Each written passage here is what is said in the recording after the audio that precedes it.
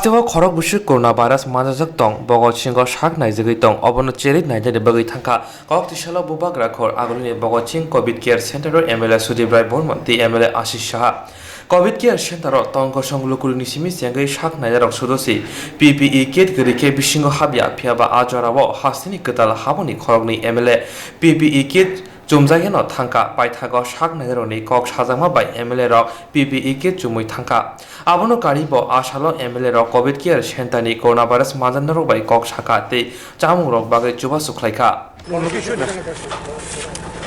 মূলত কয়েকদিন ধরেই ভগৎ সিং ইউথ হোস্টেল যারা পেশেন্টরা রয়েছেন তাদের কিছু কিছু বিক্ষিপ্ত ফুটেজ সোশ্যাল মিডিয়ার মধ্যে আপনারা সবাই দেখতে পেয়েছি। তো কালকে এক ভদ্রমহিলা, যদিও ভদ্রমহিলা নেই এখন, জিবি হাসপাতালে তাকে স্থানান্তরিত করা হয়েছে, গর্ভবতী মহিলা। আর তার আর্তনাদ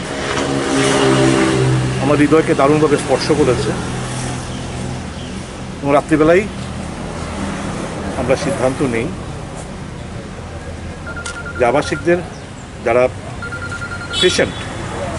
কোভিড-19 পজিটিভ রয়েছে তাদের মধ্যে কিছু ফল এবং ড্রাই ফ্রুট আমরা বিলি বন্টন করব। জেনে নিয়েছি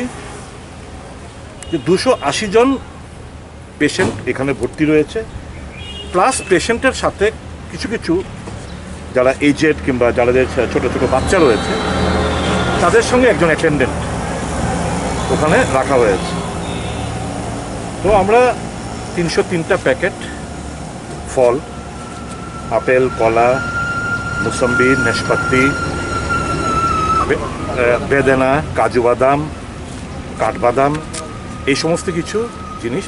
এই কোভিড-19 পেশেন্টদের মধ্যে বিলি বন্টন করার জন্যই আজকে এখানে আসা। কারণ এটা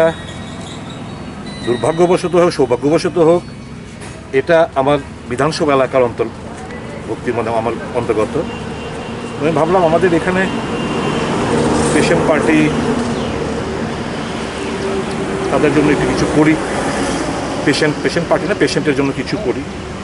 সেই ভাবনা থেকে এবং গতকালের এই ভদ্রমহিলার যে আর্তনাদ সেটা থেকে সিদ্ধান্ত নিই যে আমরা কিছু,